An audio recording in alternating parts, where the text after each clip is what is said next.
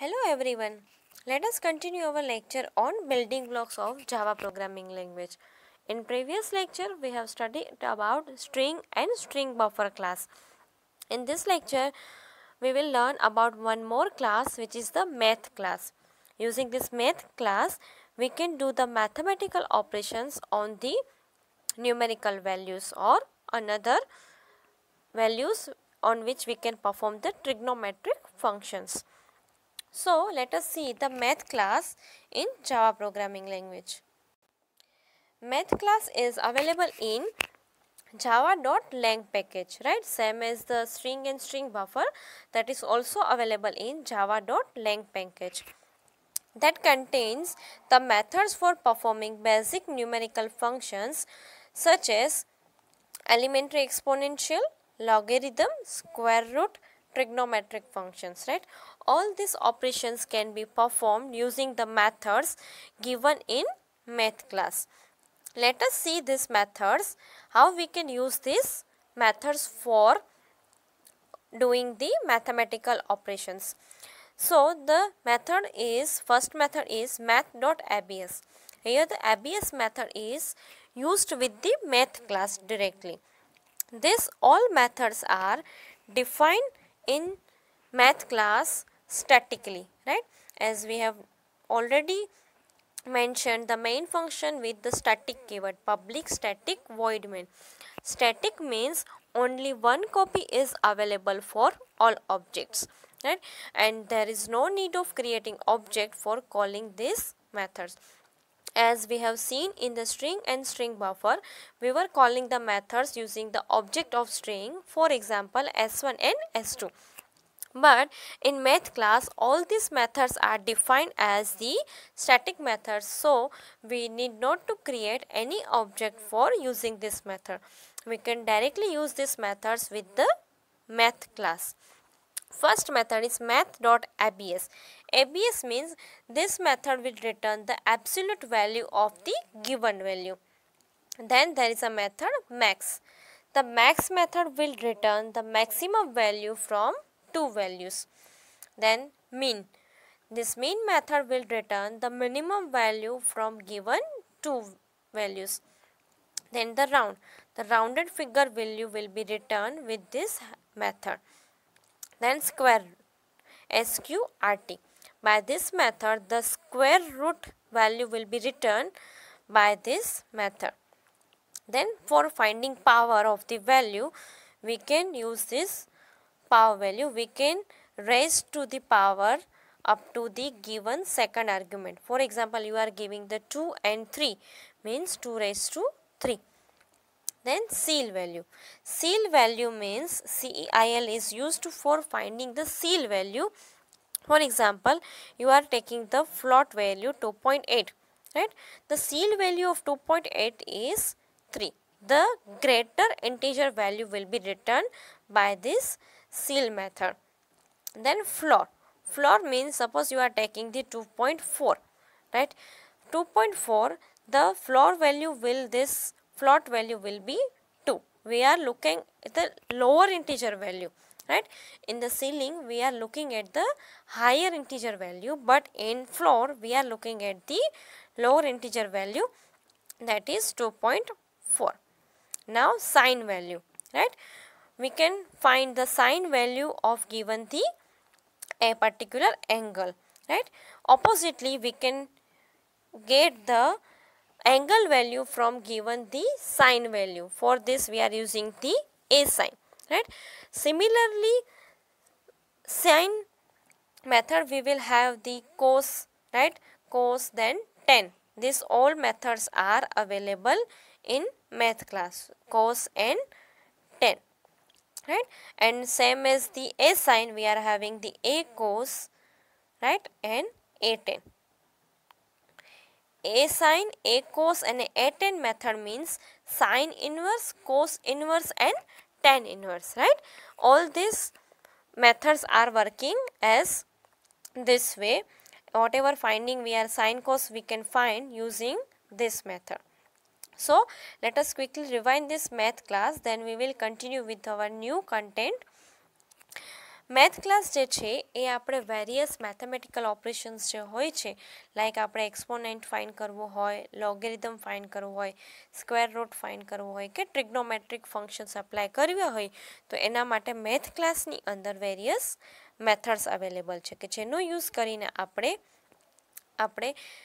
આ બધા operations perform કરી શકીએ છીએ. તો પહેલું એબ્સોલ્યુટ વેલ્યુ ફાઇન્ડ કરવા માટે એબીએસ છે, મેક્સિમમ માટે મેક્સ, મિનિમમ ફાઇન્ડ કરવા માટે મિનિમમ, રાઉન્ડ ફિગર ફાઇન્ડ કરવા માટે રાઉન્ડ છે, સ્ક્વેર રૂટ ફાઇન્ડ કરવા માટે એસક્યુઆરટી, પાવર ફાઇન્ડ કરવા માટે પીઓડબ્લ્યુ, સીલિંગ વેલ્યુ ફાઇન્ડ કરવા માટે સીલ, ફ્લોર વેલ્યુ ફાઇન્ડ કરવા માટે ફ્લોર, સાઇન વેલ્યુ બરાબર આપણે કોઈ એંગલ હોય એની સાઇન વેલ્યુ ફાઇન્ડ કરવા માટે સાઇન, એવી જ રીતે કોસ અને ટેન પણ છે. પછી છે એસ સાઇન બરાબર, એસ સાઇન એટલે સાઇન ઇનવર્સ, એવી જ રીતે આપણી પાસે એ કોસ અને એ ટેન જેવી પણ મેથડ છે. લોગ ફાઇન્ડ કરવા માટેની પણ આપણી પાસે એની અલગ અલગ વેરિયસ મેથડ્સ છે કે જે મેથ ક્લાસની અંદર અવેલેબલ છે. અહીંયા જે છે એ મેથડ્સના ખાલી નામ આપેલા છે, પેરામીટર્સ આપેલા નથી. તમારે ઇમ્પ્લિમેન્ટ કરવી હોય તો અકોર્ડિંગ ટુ ધેટ તમે એની ડેફિનેશન જોઈ એ રીતે એને ઇમ્પ્લિમેન્ટ કરી શકો છો કે જેવી રીતે આપણે સ્ટ્રિંગ ક્લાસની અંદર મેથડ્સ ઇમ્પ્લિમેન્ટ કરી હતી. Now after this we will learn about the jump statements, right? What are the various jump statements available in Java? After the math function in Java, we will learn about the jump statements. In Java programming, there are several jump statements are available which we are using for jumping, or we can say the skipping some code. One of the jump statement I have already used in Switch, that was break, right? Break was used for breaking the case. Same as the break, we are having some of the statements which we are using to break the scope of particular block. The first is break, right? Break is to break the current, or we can say the scope where the break is written. For example, if you write the break in if, it will break the if. If you write the break in for loop or while loop, it will break the loop.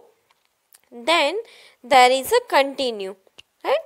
And continue will break the loop or statement once and skip that looping, but it will continue again with the new iteration, right?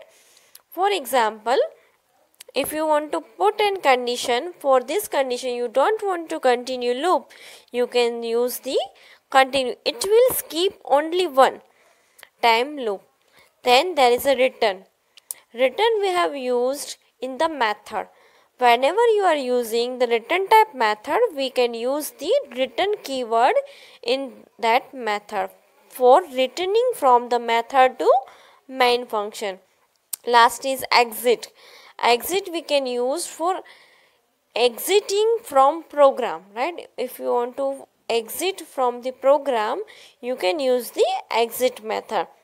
These are all the keywords we can say which we can use for jump the statements, or we can say from jumping from one place to another. In actual, generally in memory, whenever we are jumping from one statement to another statement, ultimately our locations are changed, right? This is what we are saying them jump statements.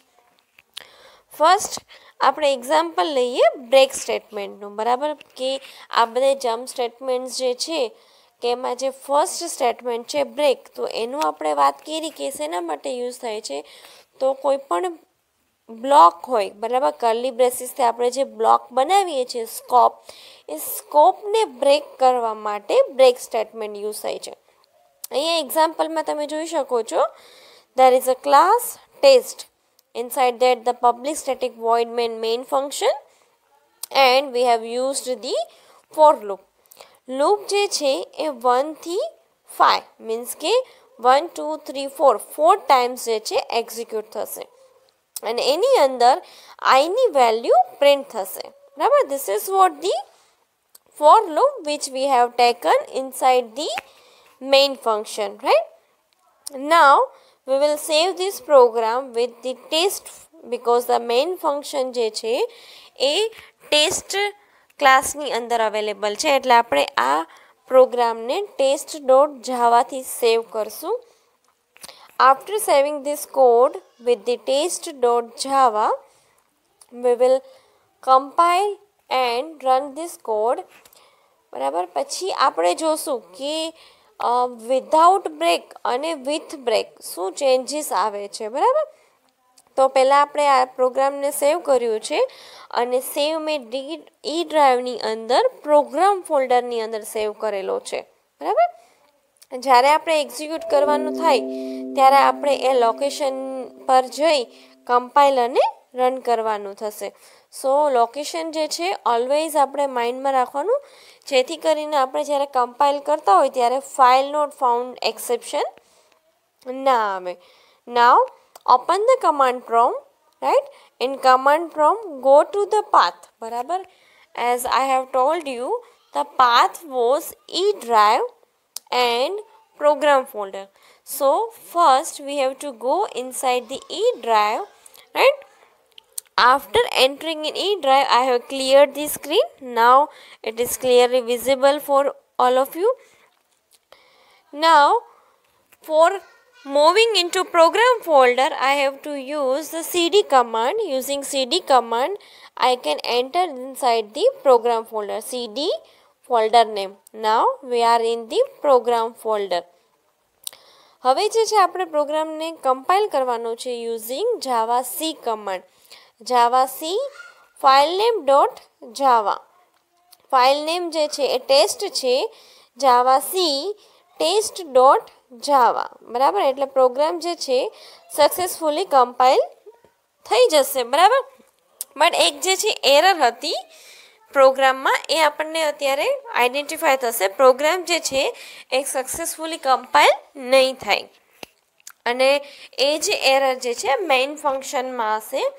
એ આપણે જ્યારે પ્રોગ્રામને compile કરશું એ identify થશે, so that આપણને ખ્યાલ આવશે કે main ફંક્શનમાં જે છે આપણે કેવા ચેન્જીસ કરવાના છે.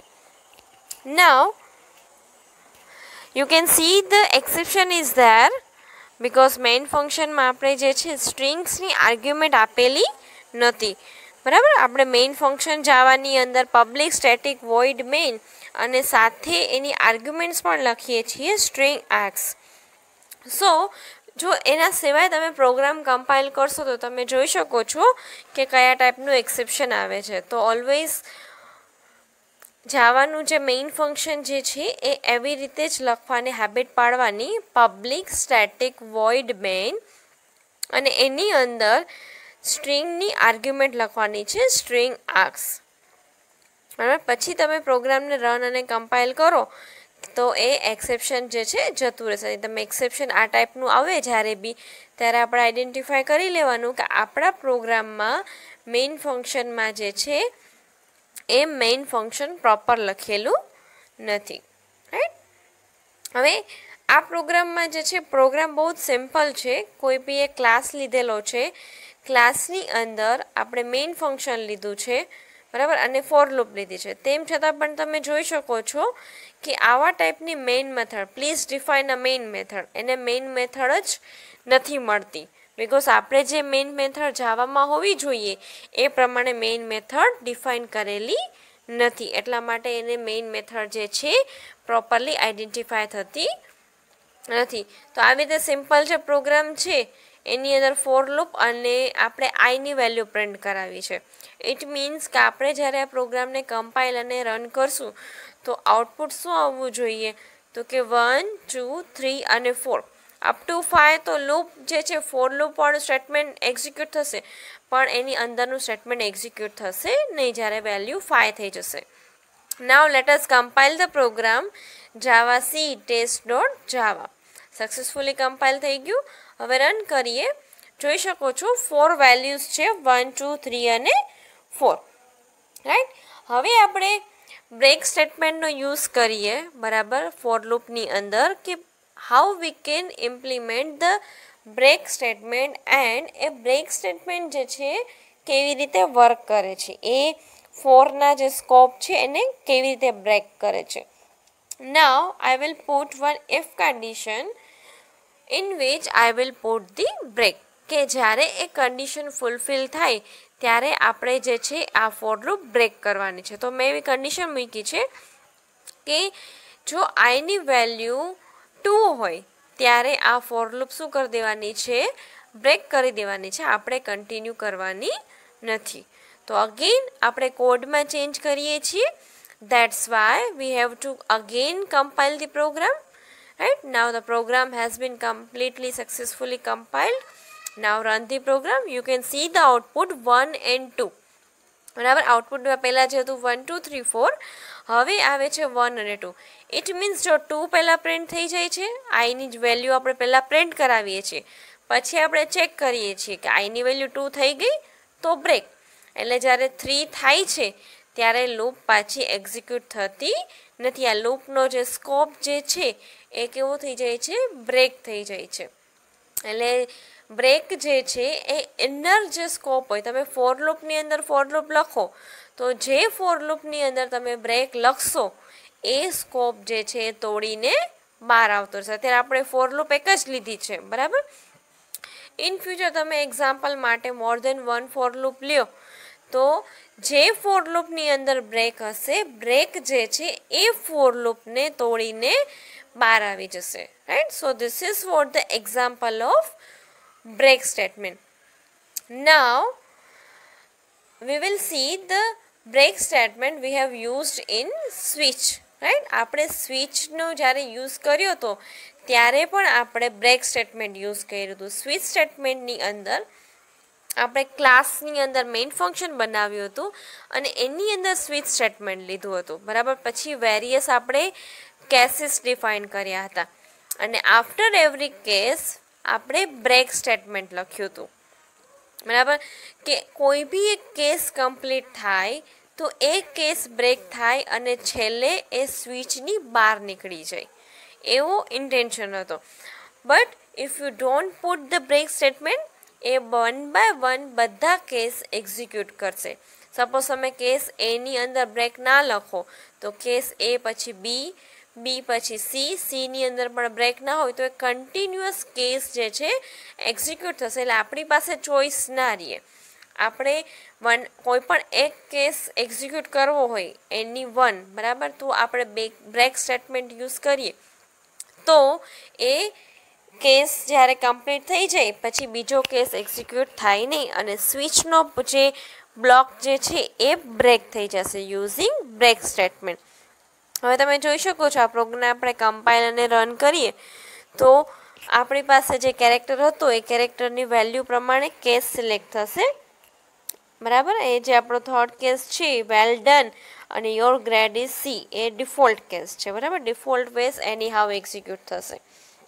રાઈટ, સો આ જે છે વેલ ડન જે છે એ કેસ સી છે, રાઈટ. અને આપણે જે બાર સ્ટેટમેન્ટ લખ્યું છે યોર ગ્રેડ ઇઝ પછી ગ્રેડ, એ આપણા સ્વિચ કેસની બહારનું સ્ટેટમેન્ટ છે એ એક્ઝિક્યુટ થાય છે. નાવ આપણે જોઈ શકીએ છીએ કે કોઈ પણ એક કેસ પૂરો થઈને આઉટપુટ આવે છે ત્યારે બ્રેક થઈ જાય છે અને આ જે હતું break. Now after the break આપણે આવું સેમ સ્ટ્રક્ચર બનાવીએ કન્ટિન્યુ માટે, બરાબર. Similar in the break, right, we have created the class test, then public static void main for loop.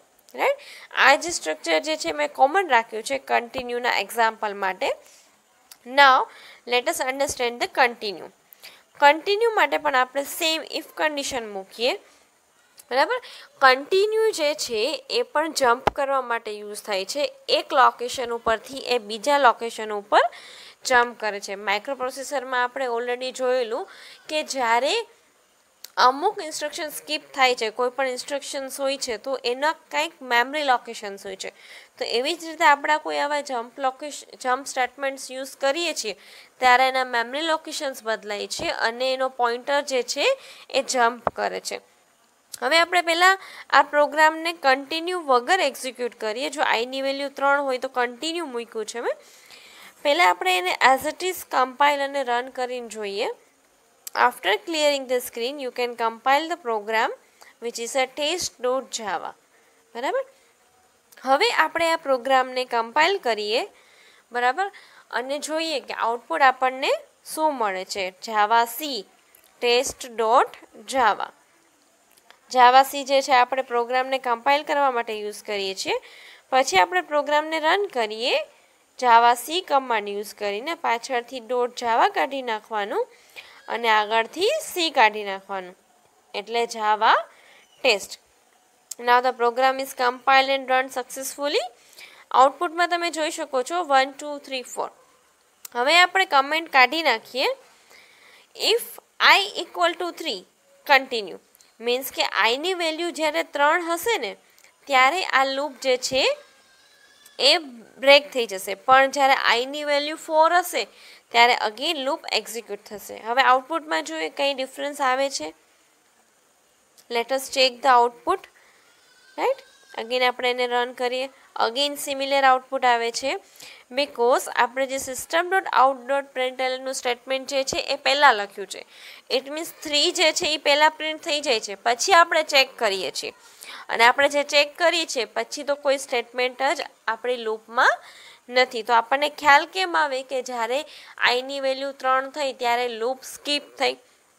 એના માટે આપણે એવું કરી શકીએ કે system.out.println જે છે એ આપણે ઇફ કન્ડિશન પછી મૂકીએ, ઓર એલ્સ ઇફ કન્ડિશન જે છે એ આપણે system.out.println પહેલાં મૂકી દઈએ. બરાબર, અગેન આપણે એવું ચેક કરીએ, આઈની વેલ્યુ 2 મૂકીએ. બરાબર, પછી આપણે જોઈએ કે સ્કીપ થાય છે.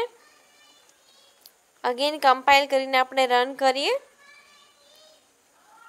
અગેન તમે આઉટપુટમાં જોઈ શકો છો 1 2 3 4. બિકોઝ system.out.printlnમાં તમે જ્યારે પ્રિન્ટ કરો છો પછી કન્ડિશન મૂકો છો, બટ ઇટ મીન્સ કે આઈની વેલ્યુ પ્રિન્ટ થઈ જાય છે પછી આપણે કન્ડિશન ચેક કરીએ છીએ તો આપણી પાસે સ્કીપ કરવા માટે કોઈ સ્ટેટમેન્ટ રહેતું નથી. હવે આપણે ઇફ કન્ડિશન કીધું એમ કે system.out.println ની ઉપર મૂકીએ. Let us put the if condition before the system.out.println. હવે આપણે સેમ પ્રોગ્રામને પાછું કમ્પાઇલ કરી અને એક્ઝિક્યુટ કરીએ એટલે ખ્યાલ આવશે કે સ્ટેટમેન્ટ જે છે એ સ્કીપ થાય છે કે નહીં. Now you can see the 2 is skipped here, right? 1 3 અને 4 ત્રણ જ આઉટપુટના આવે છે. જ્યારે 2 વેલ્યુ હોય છે આઈની ત્યારે એનું જે પછીનું સ્ટેટમેન્ટ છે system.out.println જે છે એ સ્કીપ થઈ જાય છે. ઇટ મીન્સ કન્ટિન્યુનું યુઝ ક્યારે થાય છે કે તમારે કોઈ એક ઇટરેશન સ્કીપ કરવું હોય લૂપની અંદર ત્યારે આપણે કન્ટિન્યુ સ્ટેટમેન્ટ યુઝ કરી શકીએ છીએ ઇફ કન્ડિશન સાથે. Right, after this continue we will learn the return. Return keyword જે છે આપણે ક્યાં યુઝ કરીએ છીએ એ લર્ન કરીએ. તો રિટર્ન મેં કીધું એમ કે આપણે જ્યારે મેઇન ફંક્શન પછી સી કે C++માં ફંક્શન્સ બનાવતા, બરાબર, તો એ ફંક્શનને આપણે મેઇન ફંક્શનમાંથી કોલ કરતા. તો જાવામાં પણ એવી જ રીતે છે. મેઇન ફંક્શન પછી આપણે કોઈ પણ એક ફંક્શન બનાવીએ, એ ફંક્શનને આપણે મેઇન ફંક્શનમાંથી કોલ કરીએ અને જ્યારે એ ફંક્શનનું એક્ઝિક્યુશન પૂરું થાય ત્યારે એ રિટર્ન થઈને પાછું ક્યાં આવે? મેઇન ફંક્શનમાં. તો આને જમ્પિંગ થયું કહેવાય. Right, this is what the jumping.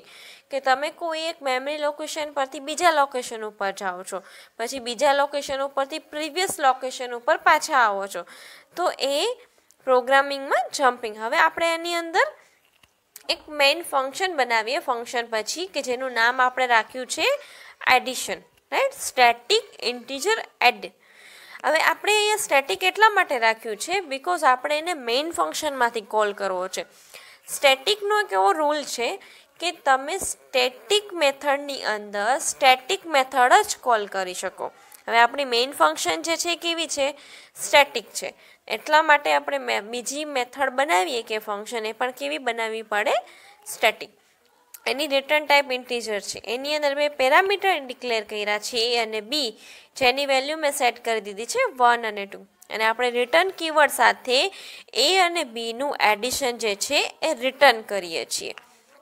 તો આ જે એ અને બી મીન્સ કે 2 + 1 રિટર્ન થઈને ક્યાં આવશે?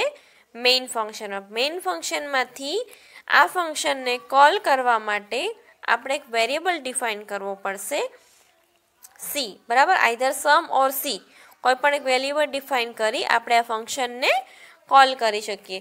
તો આ જે એડ નામની મેથડ કોલ થશે તો એ કાંઈક ઇન્ટીજર વેલ્યુ રિટર્ન કરશે, બિકોઝ એની રિટર્ન ટાઈપ જે છે ઇન્ટીજર છે. તો એ જે કંઈક વેલ્યુ રિટર્ન કરશે એ સીની અંદર સ્ટોર થશે, integer C equal to add. પછી આપણે સીની વેલ્યુને પ્રિન્ટ કરાવી છે. ઇટ મીન્સ આપણે જે રિટર્ન સ્ટેટમેન્ટ લખ્યું છે એ શું કામ એને લખ્યું છે કે આપણે જ્યારે ફંક્શન કોલ થાય ઇન્ટીજર સી ઇક્વલ ટુ એડથી, બરાબર, પછી આપણે ક્યાં જતા રહીએ? નીચે ફંક્શનમાં 3 લાઈન એક્ઝિક્યુટ થાય, પછી પાછું ત્યાંથી આપણે મેઇન ફંક્શનમાં આવીએ અને system.out.println રન થાય. હવે આપણે આ પ્રોગ્રામને કમ્પાઇલ કરીએ અને રન કરીએ. તો પ્રોગ્રામને કમ્પાઇલ કરવા માટે ખ્યાલ છે આપણને, for that Java C, right, Java C file name .java. તો ફાઇલનું નામ આપણે રાખ્યું છે test.java, જાવા સી test.java. પછી આપણે એ જ પ્રોગ્રામને રન કરીએ એટલે જોઈ શકો છો કે એક્સેપ્શન આવે છે કે નહીં. If there are any exception, so whenever you are compiling, the exceptions will be displayed. Right? Now, there is no exception in our test.java, so the program will be successfully compiled. Now, let us run the code, remove the .java from test and C from Java. પ્રોગ્રામને run કરવા માટે જાવા command છે અને એની સિન્ટેક્સમાં જાવા પછી ફાઇલનું નામ. હવે જે છે આઉટપુટમાં તમે જોઈ શકો છો એડિશન ઇક્વલ ટુ 3, બરાબર. જ્યારે integer C equal to add લખીએ છીએ આપણે ત્યારે ફ્લો ક્યાં જતો રહીએ છે? નીચે ફંક્શનમાં. પછી રિટર્નથી પાછો ફ્લો ઉપર આવશે અને system.out.printlnની અંદર આપણે એડિશનની વેલ્યુ જે પ્રિન્ટ કરાવી છે એ જે છે એ પ્રિન્ટ થાય છે. This is vote the return. Return આપણે ફંક્શનમાંથી મેઇન ફંક્શનમાં અથવા તો જ્યાંથી એને કોલ કરવામાં આવે છે ત્યાં રિટર્ન થવા માટે આપણે રિટર્ન કીવર્ડનો યુઝ કરીએ છીએ. This is what the basically we are using the return. You can return the any value which is defined in the return type of the method. તમે જે રિટર્ન ટાઈપમાં મેન્શન કરો એ જ value નીચેથી return થવી જોઈએ, right. C or C++માં આપણે main ફંક્શનની આગળ પણ ઇન્ટીજર લખતા, પછી લાસ્ટમાં રિટર્ન કીવર્ડ જે છે કમ્પલસરી લખવો પડતો, right. This is vote the return. Now after the return we will see the exit, right. સ્ટાર્ટિંગમાં મેં એવું કીધું હતું કે એક્ઝિટનો આપણે ક્યારે યુઝ કરીએ છીએ કે જ્યારે આપણે કરંટ સ્ક્રીનમાં હોઈએ એ સ્ક્રીન અથવા એ આઉટપુટ વિન્ડોમાંથી એક્ઝિટ થવા માટે, બરાબર, એ આપણું કર્સર ત્યાંથી મૂવ કરવા માટે. સપોઝ આપણો પ્રોગ્રામ કમ્પાઇલ કરીને રન થયો હોય તો રનિંગની જે વિન્ડો હોય ત્યાંથી બહાર આવવા માટે. તો એના એક્ઝામ્પલમાં આપણે પહેલાં એક સ્કેનર ક્લાસ ઇમ્પોર્ટ કર્યો છે કે જે આપણે યુઝર પાસેથી વેલ્યુ સ્કેન કરાવવા માટે યુઝ કરશું. This is the same example like the switch case, બરાબર.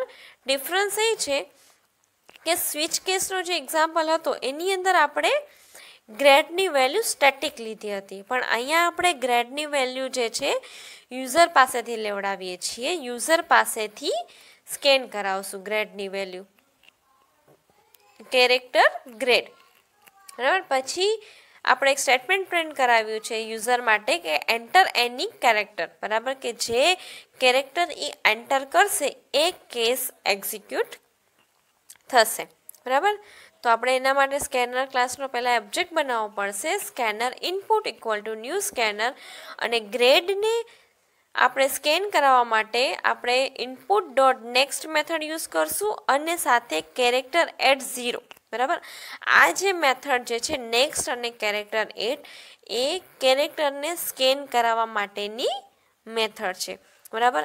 આપણે ઇન્ટીજર માટે નેક્સ્ટ ઇન્ટીજર હતી, સ્ટ્રિંગ માટે નેક્સ્ટ લાઇન, એવી જ રીતે અહીંયા છે નેક્સ્ટ ડોટ કેરેક્ટર એટ 0. પછી સ્વિચ કેસની અંદર તમે જોઈ શકો છો આપણે વેરિયસ કેસીસ ડિફાઇન કર્યા છે. કેસ એ, કેસ બી, બરાબર, કેસ સી છે. કેસ બીની અંદર મેં કંઈ જ ડિફાઇન નથી કરેલું અને બ્રેક પણ નથી, એટલે કેસ બીની અંદર જશે પછી એ ડાયરેક્ટલી કેસ સી પણ એક્ઝિક્યુટ કરશે. Again case C, right. એવી જ રીતે મેં વેરિયસ કેસીસ ડિફાઇન કર્યા છે. જે વેલ્યુ તમે યુઝર પાસેથી એન્ટર કરાવશો, બરાબર, એ વેલ્યુ આ કેસ સાથે મેચ કરશે. એ, બી, સી, ડી, એફ અને એક્સ. હવે અહીંયા મેં એક્સ સ્મોલમાં લખ્યો છે. જો તમે કેપિટલ એક્સ લખશો તો એ ઇનવેલિડ ગ્રેડ થશે, બિકોઝ એ ડિફોલ્ટ કેસમાં જતું રહેશે કે એવો કોઈ કેસ અવેલેબલ છે નહીં. બરાબર, જે વેલ્યુ તમે ઇન્સર્ટ કરો એ વેલ્યુ આ કોઈ એક કેસ સાથે મેચ થવી જોઈએ. કેસ ડીમાં મેં બ્રેક સ્ટેટમેન્ટ લખ્યું નથી, એટલે કેસ ડી પછી અગેન એ ડાયરેક્ટલી કેસ એફ ચેક કરશે. જો કેસ એફ સાથે પણ મેચ નહીં થાય, રાઈટ, તો directly ડિફોલ્ટમાં, right. So this is what the example of switch case. The difference is that I have just used the scanner class and I have taken the value from user, right. હવે આ programme જે છે સ્વિચનો, એને આપણે previously compile અને execute કર્યું તો તમને ખ્યાલ હશે કે કેવી રીતે આઉટપુટ હતો. હવે આપણે વધારાનો જે કેસ એક્સ લીધો છે એની અંદર આપણે યુઝ કર્યું છે એક્ઝિટ ફંક્શન. આ જે એક્ઝિટ ફંક્શન છે સિસ્ટમ ક્લાસમાં અવેલેબલ છે. સિસ્ટમ ડોટ એક્ઝિટ અને એઝ અ પેરામીટર એ કોઈ ઇન્ટીજર વેલ્યુ લે છે. તો અત્યારે મેં બાય ડિફોલ્ટ 0 વેલ્યુ પાસ કરી છે. સિસ્ટમ ડોટ એક્ઝિટ જો એ કેસ એક્સ પ્રિન્ટ કરશે તો આપણે સ્ક્રીનની બહાર આવી જશું, મીન્સ કે એ એક્ઝિક્યુશનની બહાર. પછી ડિફોલ્ટ કેસ છે અને પછી એક લાસ્ટમાં લાઇન પ્રિન્ટ કરાવી છે system dot out dot println, બરાબર, કે યોર ગ્રેડ ઇઝ સો, બરાબર. તો આ રીતે જે છે આપણે એક સ્વિચ કેસનો પ્રોગ્રામ બનાવ્યો છે. હવે આફ્ટર ધીસ આપણે જે system dot exit dot 0 use કર્યું છે તો આપણે અગેન આ પ્રોગ્રામને કમ્પાઇલ અને રન કરીને જોઈએ. આપણે એની પહેલાં પણ કમ્પાઇલ કરેલ છે ને રન બી કરેલ છે.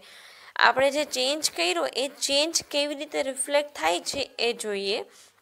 કમ્પાઇલ કરવા માટે as you know test dot Java, javac, test dot Java, for running the code Java test. હવે આપણે 1 by 1 કેસ એન્ટર કરીએ.